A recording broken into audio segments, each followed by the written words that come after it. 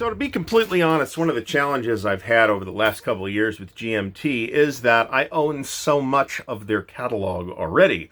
So when they do things like have a sale, I'm hard-pressed to find things that I need and that I don't already have.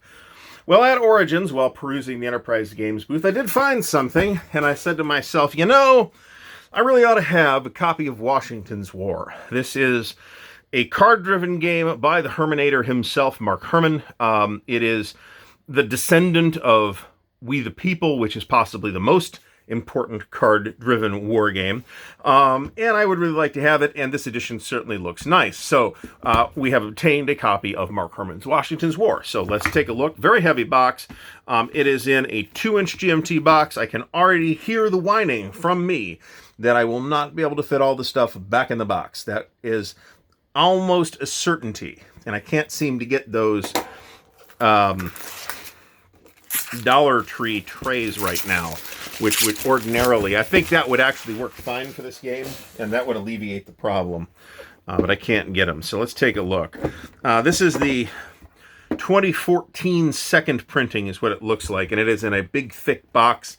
It is in packed solid with stuff, although there will be an insert because there are cards. Quite a lot of cards, actually. All right, so we have, first of all, 2 pretty standard 6-sided dice in the thematically appropriate colors of red and blue. Let's set those aside. We have a bag of baggies, which, great, there's more. We have a pouch of plastic stand-ups. I'm not going to test these in this video. I have had bad luck with these stand-ups in the past, not necessarily from GMT. We have a cardboard insert to keep the stuff from rattling around in transit. We are going to throw that in the garbage. And then we have 2 shrink-wrapped decks of cards, which I don't wish to open for the purposes of the unboxing. But there's 2 decks of cards here. It looks like there is roughly 110 cards in the game. And we have some stuff. So we have a rule book and a playbook. Let's set that aside up here. Rule book and a playbook. The rule book, should be a pretty simple game. It's 24-page rule book, full color, matte paper, which I like, standard weight for GMT, which means I think it's a good weight. Very, very typical GMT rules layout. I expect this is not a terribly complicated game, and there's video on this on YouTube, so check that out if you want to see some playthrough content. There's a playbook. Okay, this is 16 pages. It is 16 pages, same stock, also full color, with what looks like a quite elaborate example of play, which is fantastic. If I haven't said so, and I think I have, this is, I would say, one of the more influential war games. Here's a player's notes by Joel Toppin. Please check out Joel's channel. And here's designer's notes from Mr. Herman himself. This is one of the most important war games of, say, the last 25 years or so. 20 years. I'm not sure how old it is. Remember, We the People came out from Avalon Hill. And then was redone as Washington's War for GMT. Now, and I can't tell you, I've never played We the People, so I can't tell you how different the 2 games are. They are certainly on the same topic. They are both card-driven games, and I think this represents Mark's current thinking or more recent thinking on this topic. We have 2 player aid cards, one for the Americans, one for the British. 2-sided. They're very nice player aid cards. Okay.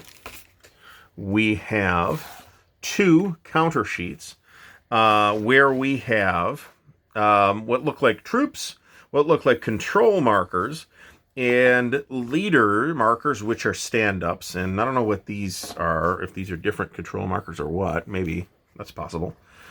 The few square counters that we have here look like they're 5/8. There are alternate leader counters too, so you don't have to use the stand-ups if you don't want to, but I kind of like the stand-ups. They're nice and big. I like them.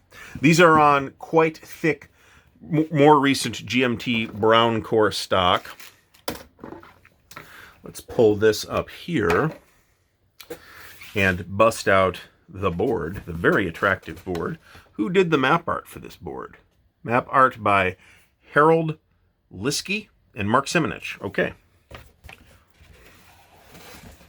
I mean, Mark Simonich has done so many really great maps from GMT that I sometimes, if I don't know, I just make an assumption that it is a Simonich map, and sometimes I am wrong. This is very attractive. You can see the east coast of the U.S. As with many GMT mounted maps, there is significant pooching here. This board will require some breaking in, and the first time it gets played, and possibly the second or third time as well, it will probably get played under plexi for that reason, which does kind of eliminate the part of the desirability of mounted maps. And it's why I feel a bit ambivalent about mounted maps, which, don't get me wrong, are always nice to have. But for me, they're never a defining thing that I absolutely must have. For this reason, for most modern maps have this problem. They also can be broken in without too much trouble. So Washington's War, been a long time coming. At some point, we'll definitely get this to the table. Maybe we'll even see some video on it. It is a classic game and a very influential game, and I'm very happy to have it in my games library at long last. So thank you for watching. If you have found this informative or interesting, please do give it a thumbs up. Please subscribe to the channel. Please do consider supporting the channel. There are links to the Patreon, the merch store, and the Ko-Fi in the video description. Again, thanks for watching, and until next time, happy wargaming.